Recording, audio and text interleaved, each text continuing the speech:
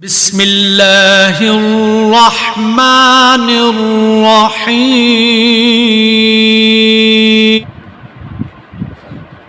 لا حول ولا قوة الا بالله العلی العظیم اعوذ باللہ من الشیطان الرجیم بسم اللہ الرحمن الرحیم الحمد للہ والصلاة والسلام رب اشرح لي صدری ویسر لي امری واحلل عقدۃ من لسانی یفقهوا قولی اما بعد۔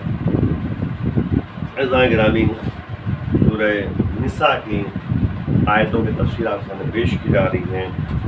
آج جو ہے آیت نمبر 167 ہے، یعنی 67 جس میں پروردگار عالم جو ہے ارشاد فرما رہا ہے کہ ان الذین کفروا وصدوا عن سبیل اللہ قد ضلوا ضلالا بعیدا۔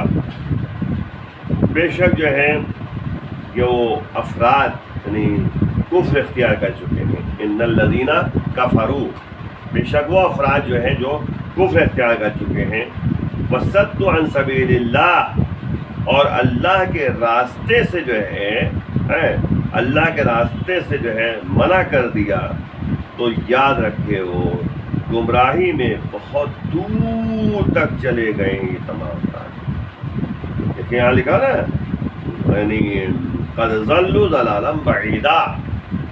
تو دو باتیں جو ہے بیان کی گئی ہیں اس آیت کریمہ میں۔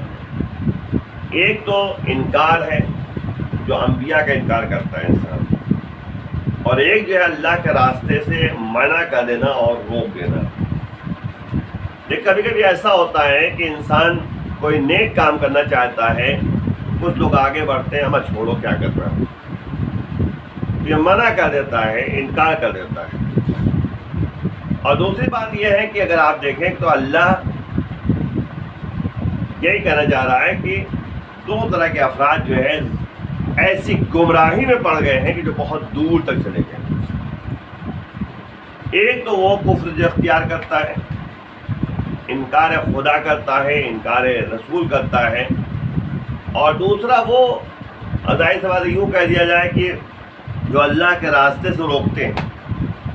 لیکن یاد رکھیے کہ اللہ کا راستہ کون سا راستہ ہے؟ ظاہر اللہ کا راستہ وہ ہوتا ہے جس کے ذریعے اللہ کی یاد باقی رہے، جس کے ذریعے اللہ کو یاد کیا جائے۔ کوئی بھی کام ایسا ہو اگر جس کے ذریعے اللہ کو یاد کیا جائے تو وہ اللہ کا راستہ ہے۔ اسی لیے آپ دیکھیے اہل بیت اطہار کی زندگی مطالعہ آپ کیجیے تو اہل بیت نے ہر قدم اٹھایا ہے تو پھر اللہ کے لیے اٹھایا ہے۔ آپ دیکھیں امام حسین السلام نے جو ہے اگر خود کو معاف کیا ہے تو اللہ کے لیے معاف کیا ہے، اللہ کے راستے میں جو ہے کہتے کام کو انجام دیا، اللہ کی خوشنودی حاصل کی ہے۔ اور ظاہر سی بات ہے کہ خود نے بھی توبہ کر کے اللہ کے راستے کو اپنایا ہے، کیونکہ پروردگار جو ہے یعنی توابین کو پسند کرتا ہے، توبہ کرنے والوں کو پسند کرتا ہے۔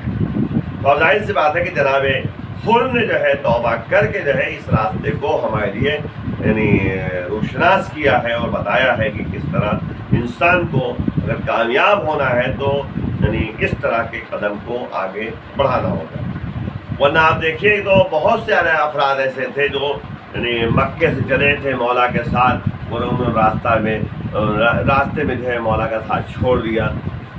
کتنے افراد تھے جو امام حسین السلام کا ساتھ دینے کے لیے تیار تھے؟ اگر آپ تاریخ کا مطالعہ کیجیے تو کتنے اس میں اعزہ بھی تھے نا، اقربا بھی تھے، لیکن اصحاب و انصار میں کتنے افراد تھے؟ گنے چنے افراد تھے۔ تو گنو چنے افراد تھے اگر تو آپ دیکھیں گنتی لگائی اتنے یعنی اس زمانے میں مسلمان موجود تھے، اس زمانے میں اہل اسلام موجود تھے جو نبی کا کلمہ پڑھتے تھے، ان میں کتنے افراد جو کربلا کے میدان میں آئے امام کو ساتھ دینے کے لیے۔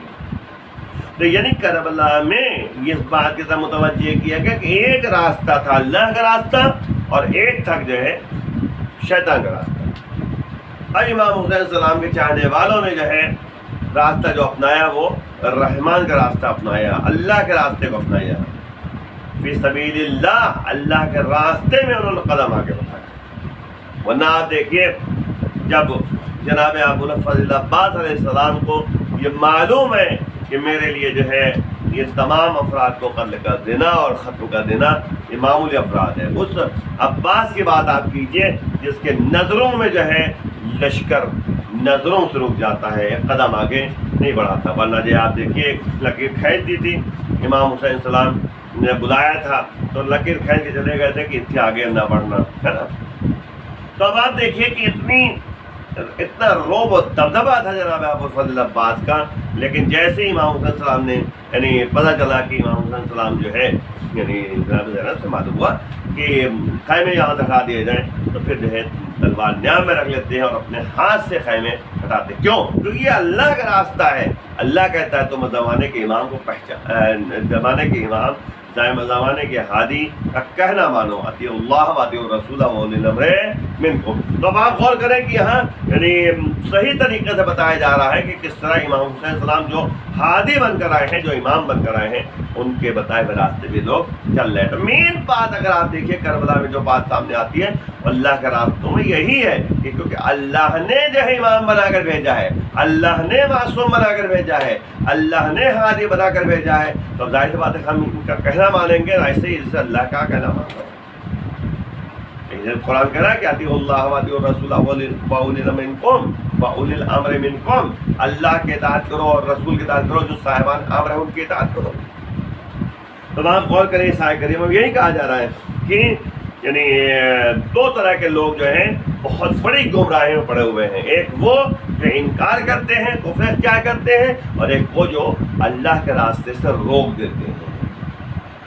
آپ دیکھیں یزید ملعون تھا جو اللہ کے راستے سے روک رہا تھا، غلط چیزوں کو رائج کر رہا تھا، شیطانی امور کو جو ہے انجام دے رہا تھا، ملعون تھا وہ یزید کے جو لشکر میں تھے وہ بھی ملاعین میں سے ملعون تھے، اور وہ ایسی گمراہی میں پڑ گئے تھے کہ